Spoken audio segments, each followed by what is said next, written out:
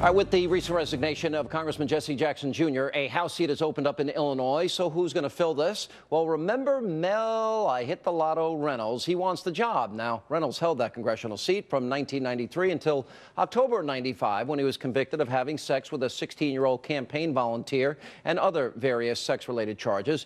Now, while in prison, he was also convicted of federal finance and campaign finance charges until President Bill Clinton commuted his sentence to time served on his way out of office in 2001. Well, now Reynolds says that he's already paid his price for those, quote, past mistakes, and it's time for him to get that old job back.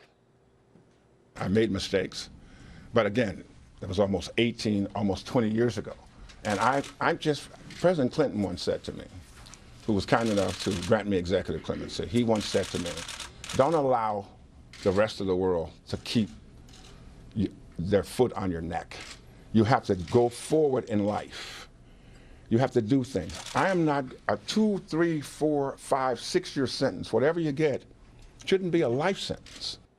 Welcome to Chicago. Joining me now, Sirius XM Patriot host David Webb and Alexis McGill Johnson, executive director of the American Values Institute. There's a worst part of this story, because not only this girl, but when she said, oh, there's a Catholic schoolgirl, 15-year-old friend of mine, he goes, oh, that would join them, by the way, in the sexual escapade. Oh, did I hit the lotto? Now, where's the Democratic Party on, the people that were outraged over foot tapping with a senator in Idaho? Yeah, I mean, I'm glad you brought that up, right? Because we know that this bad behavior is not a partisan issue. Oh, what's worse, foot tapping or pedophilia? Well, when we talk about Mark Foley and we talk about David Vitter, both of them have had the become same big experience. Scandals. But that said, the voters really need to make this decision. And to be honest, there is an incredible field of folks who are looking to go in that seat. Now, one Democrat that I see has spoken out against him. Not one. Well, and I think more people do need to be. I mean, but I'm sure the voters themselves will police it, because people don't take Mel Reynolds seriously. Decision, though, Sean. They're not going to take him seriously. Look at Chicago's 2nd district.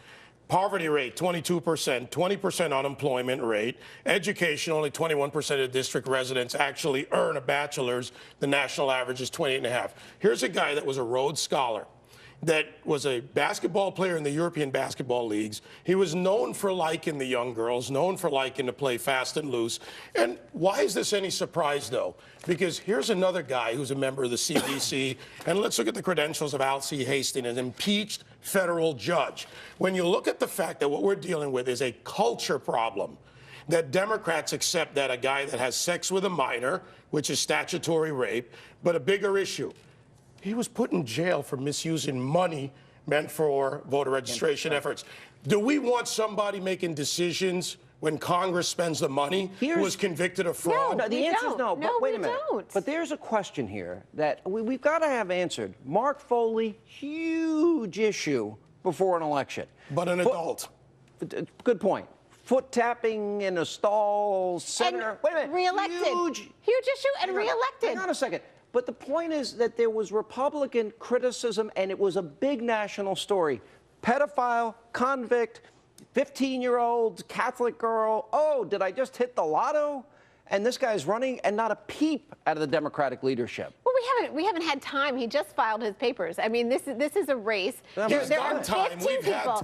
There are 15 people in this race. It is really too short. The race hasn't even shaken out. How about somebody speak out, though? Mixing this into it, it's not a matter whether there was 15 or 1,500 people in the race. It's how do you identify the kind of candidates that run for the seat and deal with them? The media doesn't report on him. He gets all he has to do. No, David. Let's talk about the process of actually putting your name in. Let me finish. No, because all he has to do is in the reporting. No, the hypocrisy is actually in his ability to put his name on the ballot, which is essentially getting a certain number of names to file a certain set of paperwork. That has nothing to do with the Democratic Party. That's the process. And in fact, they should be. And in fact, they should be. On some level, I agree with you. Let David go. Where is the party? And look, I hold all sides to this. When there's a culture problem with that kind of behavior, this isn't I mistakenly did something. This was deliberate acts of misusing money, deliberate acts of sex with a 20-plus year younger woman or child. not a woman. And you're telling me that if there was a Republican doing this, Sean, I'd be out on the news with it like any responsible person. Okay, and where were you all on David Vitter? I mean, where were you all on Mark Foley? But again, we're dealing with children, and I got to tell you something. We did talk a lot about Mark Foley, and we did talk about Vitter. Larry Craig, all of them. And we did talk about Larry Craig, and that's the point. Is nobody's talking about Reynolds. And I don't know if, look, some of this stuff, it's sad what people in power do and the arrogance that drives them, 100%. But there's a double standard. And that is, and I'm like, and it's driven by Democrats. Okay, no. David Vitter actually got reelected, right? With 67% of the vote. So that is not, but we're talking about character. We're going to the point of character, not just criminality. We're going to the point of character, and that is a huge challenge on both sides. I want to talk about Mel, I hit the lotto Reynolds. It's a partisan challenge. It has, I mean, it's a nonpartisan challenge. It has nothing to do with Mel Reynolds. Here's the thing. Mel Reynolds is not going to win the seat. But Barney there are Frank, 15 other talented people. We have, and I spoke, he had a guy running a prostitution ring in his house. And then Gary Studs, remember him years ago? All of these things come up. All those guys got reelected, right? But here's the thing. Look who he's replacing. Jesse Jackson Jr. Ethics charges, millions of dollars misspent in those allegations. The mistress, something his father did very well. On top of that, not serving Chicago's 2nd District. When you look at the stats I point out about poverty rate, about what that district is doing, you know what?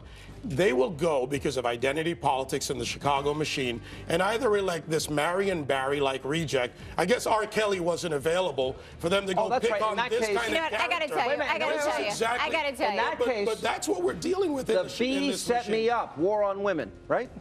No, I think first of all we have to talk about the fact that, and actually I appreciate the fact that David is bringing up the real challenges in Chicago, because there are kids, and we've had this conversation a couple of times, right? There are kids who are in Chicago who are hungry and hopeless and who are fighting for their lives. Jesse Jackson Jr. And Jesse Jackson Jr. We need to send our prayers out to Jesse Jackson Jr. I don't care about prayers for him. He has a serious mental illness. Yeah, and let's his mental illness came up after his bipolar, after his ethics a prayer to his family around that. But I'm thankful that these issues are being on the table. You know what, and Mel Reynolds is not going to win regardless. If Jesse Jackson was so great for his district over 9 terms, then why are those poverty rates like that? Great. All right, we got to go. Good to see you both.